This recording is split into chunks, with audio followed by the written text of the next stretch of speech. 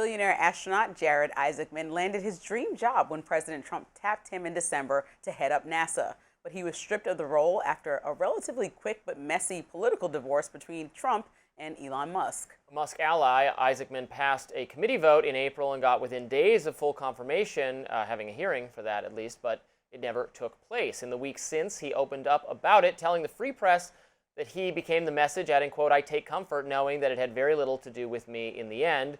Joining us now to elaborate is Gabe Kamisky, a reporter for the Free Press. Got the details on his thwarted confirmation. Welcome back to Rising. Thank you for having me. So this was an individual sort of vaguely known to me or known to people I associate with in like tech, libertarian, Musk-friendly world. This is someone Musk wanted for this role. Obviously, it has a lot of relevance to the kind of work Musk does, his aspirations of intergalactic travel and such. But he ended up not getting this job. Can you give us more details on why? So Jared Isaacman is an astronaut. He commanded 2 private SpaceX flights in the past. He sort of became famous because he founded a payment processing company. It was when he was 16 years old and dropped out of high school. He founded a defense company. And after he returned from space in late 2024 on a SpaceX flight, Elon Musk's company, he was tapped to be the NASA administrator. And soon after, it resulted in him facing fire from both sides of the political aisle, actually. So when I previously worked at the Washington Examiner in January, I had first reported that Isaacman was coming under fire from certain Republican lawmakers because they found that he previously made 6 figures worth of donations to Democrats in the past.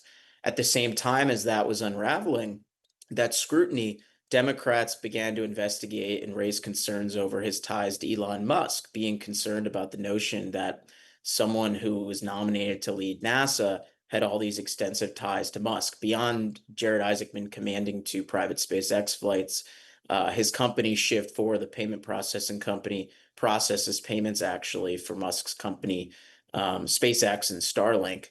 And so he found himself behind the scenes in the middle of this back and forth, but none of it really bubbled up until Elon Musk and Donald Trump had their really just ridiculous and dramatic and public divorce. And when that happened, essentially Jared Isaacman was collateral damage and the White House pulled his nomination. So Isaacman frames himself kind of as a moderate that was pushed rightward. So do you think this is like a genuine ideological shift, or is he trying to stay in Trump's good graces, or what's the plan? What are the next steps? I really think the big takeaway here is that, I mean, there's a few things, but I think the administration has, vowed to bring in unique voices from the outside who don't always fit, maybe in standard ideological boxes.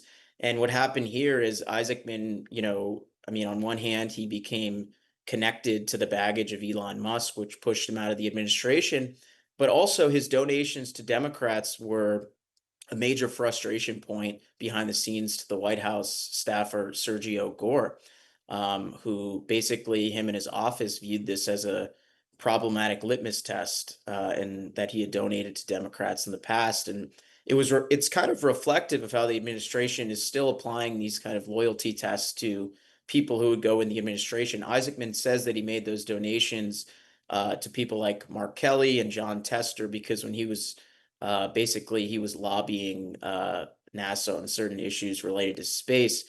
I think that in the fallout, right, there's people on both sides of the aisle now who are kind of happy that he's not going to be the NASA nominee, particularly because of this divorce between Trump and Musk. They're saying that he was, purportedly kind of this puppet for Elon who was going to shuffle contracts to SpaceX, which is something that Isaacman flat out denies.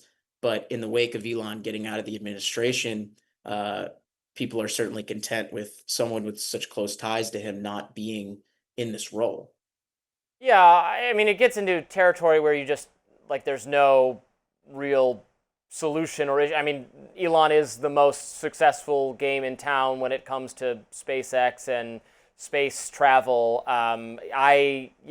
Despite being very libertarian. I understand, I guess, from a liberal perspective, why you don't want someone specifically very tied to an industry being in the position to steer contracts. We want those contracts directed to who is best capable of executing on the contract for in the way that is most cost effective to taxpayers. Obviously, I want that as a taxpayer myself.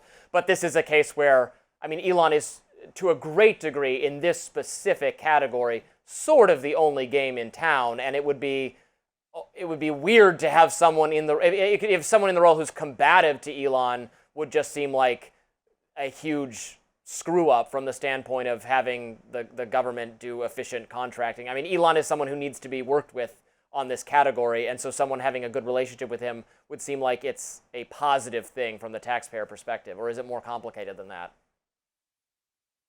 Yeah, I mean, Isaacman got looped into this sort of guilt by association. I mean, he's an unbelievably successful person. When he was 26 years old, he broke a world record for flying around the world in a jet in like the shortest amount of time possible.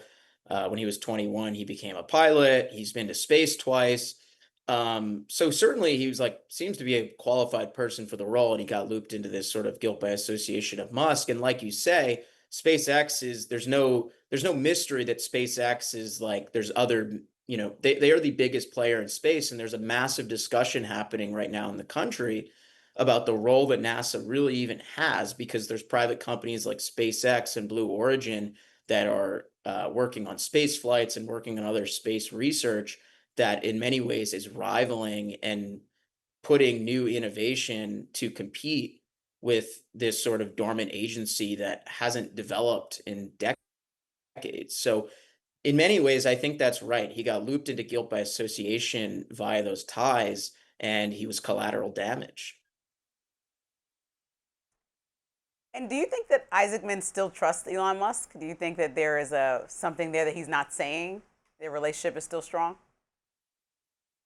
I'm not sure. I mean, they seem to Isaacman, for the most part in my interview with him, he tried to kind of downplay his relationship with Elon Musk. He said they haven't actually spoken, not out of any bad will in his telling, at least, since the nomination was dropped. I think he seems frustrated, Jared, by how this played out. I mean, one thing that's really a notable data point is he tries to downplay his relationship with Musk or his ties or the things that Democrats were raising concerns over because it became such sort of damage for him during the confirmation process. But one thing he told me that I found interesting that I wasn't aware of and that wasn't reported is that before Isaacman was tapped to lead NASA, Elon saw him in the courtyard of Mar-a-Lago and was basically being like asking him to join Doge in the Treasury Department to assist him in the cost-cutting effort.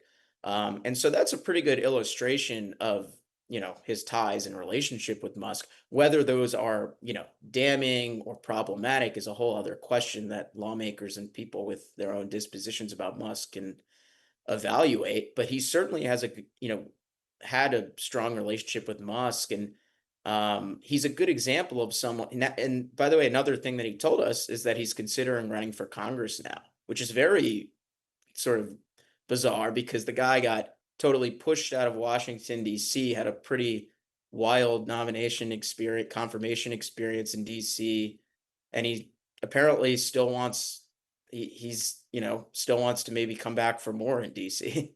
Gabe Kamisky, thank you for joining Rising. We appreciate it. Yeah, thank you.